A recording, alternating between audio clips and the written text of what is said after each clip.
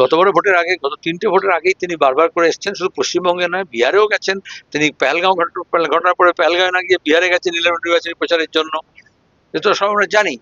আর তিনি যাওয়া মানে কি আমরা জানি না। এখন যে এসআইআর করা হচ্ছে বা বাংলাদেশের বিধানের নাম করা হচ্ছে, মোদী যখন 2014-তে যখন আসামে ভোটের প্রচারে গিয়েছিলেন, তখন বরাক ভ্যালিতে গিয়ে বলেছিলেন যারা ওপার থেকে এসছে তাদের সবাইকে আমি নাগরিকতা দেবো।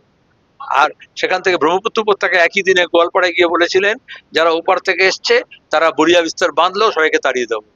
তো আসলে এই তো বিভাজনের রাজনীতি করছেন। এবং এখনো আসামের ওই যারা ছিন্নমূল মানুষ এসেছিলেন, শরণার্থী মানুষ এসেছিলেন, তাদের কাউকে কোনো নাগরিকতা দেওয়া হয়নি। ডিটেনশন ক্যাম্প, ডিলিশন, ডিভোটার্স এখনো সে অবস্থায় আছে। সেটাই আবার তিনি বিহারে করতে চাইছেন, সেটা আবার পশ্চিমবঙ্গে করতে চাইছেন।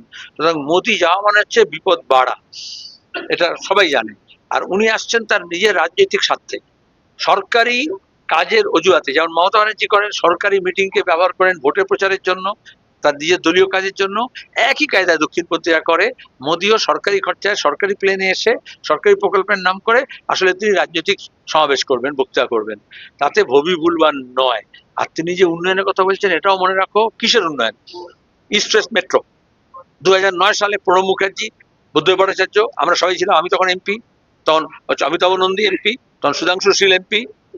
একমাত্র মমতা ব্যানার্জি ছাড়া এই গোটা যখন কলকাতাতে আশেপাশে সবাই বামপন্থী এমপি ছিল, তখনই এইসব প্রকল্পগুলো ওখানে সই করা হয়েছে, এগুলো আদায় করা হয়েছে, এগুলো ভিত্তিপ্রস্তর স্থাপন হয়েছে।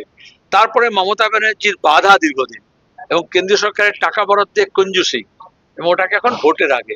এই যে এয়ারপোর্ট মেট্রো কতদিন ধরে তৈরি হয়েছে বলতো, যারা বাইপাস দিয়ে যাও তারাই জানে, কিন্তু উদ্বোধন হচ্ছে না। এদিকে যানবাহনের অবস্থায় তটস্থ, লোকে বাস পাচ্ছে না, ঘন্টার পর অপেক্ষা করছে।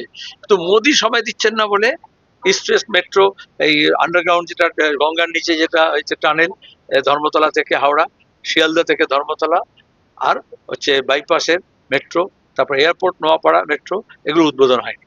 কেন হয়নি? কারণ নির্বাচনী বক্তৃতা করবেন বলে।